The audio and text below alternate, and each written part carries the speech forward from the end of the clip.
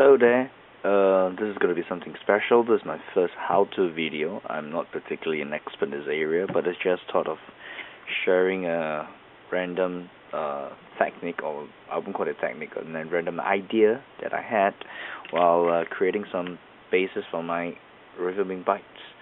So first up, you need, of course, your round tip. You can actually order this from GW to sell this. One pack of it, you can get it relatively quite cheap, if I'm not wrong. I think you get it around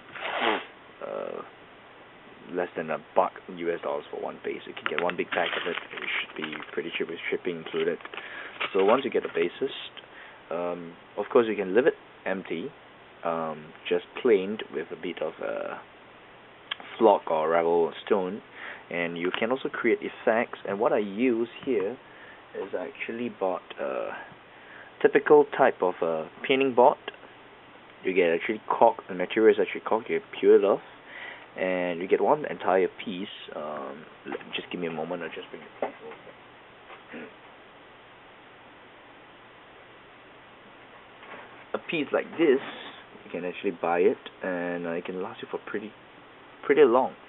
So basically you trim off just peel a slight bit of it, and what you do is you actually glue this on, right? And after you glue it on, you can actually trim it to shape.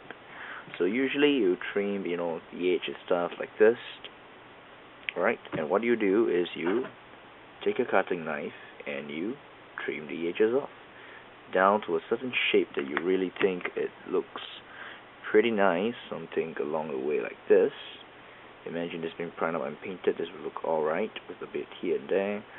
And the next step, once you get this done, is you actually apply flock if you want to.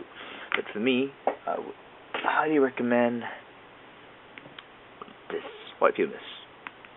One of the best products I can ever find. Basically, you can control this. I had a little issue when I actually used sandstone. You cannot control the glue amount, and you tend to get little dents in between here, and you got to do it again and again and again. But for this, just let me show it to you right now. You can actually control the amount. It comes in a pasty form. Get my basing tool. This is what I use for my basing. It's actually for painting as well. You can actually use this scoop paint and stuff. So what I do is to get a certain amount, a little bit like this, right into the tool, to get a base, and basically just, it's like spreading butter and cheese onto your bread.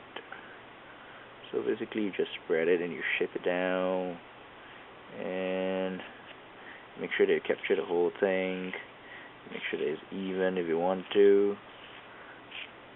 And if you really want to effect, I got this idea from Retribution Angel, don't mind me sharing this idea with everyone else.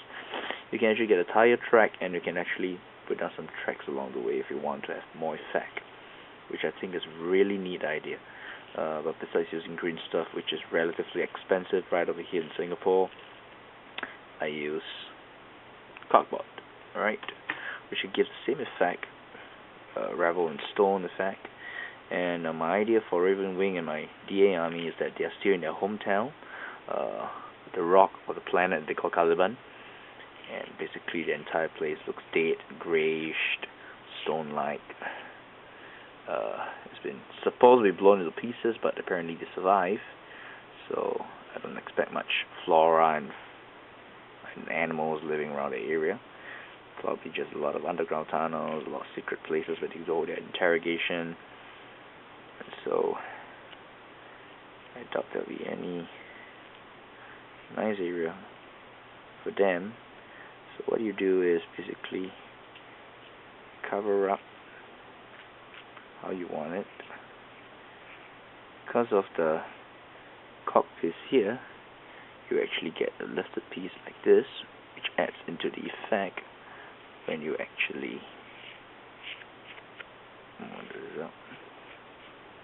don't worry about the edges by the side, because you can actually file them off later on. And I can tell you that particular white pumice gives a really, really nice effect.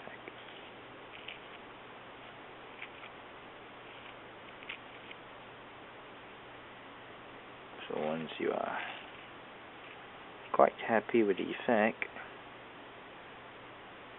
you can actually just adjust it according to how you like it. Right now I'm actually adjusting side here because I want it to be appearing to be a tiny piece of rock coming out.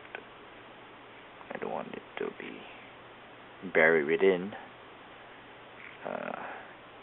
Just lift this, and whatever excess we have, you can actually apply it to. I'm gonna have one that is just plain. That's my plain base. Has to be somewhere. You know what?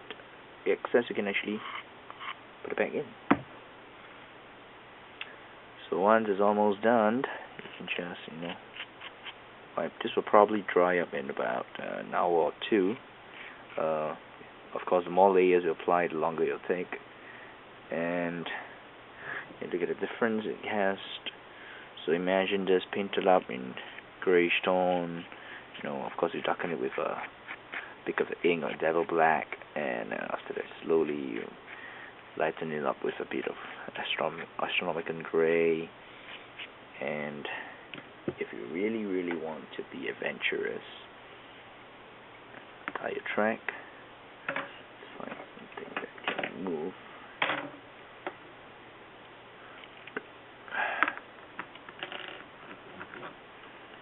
Tie your track.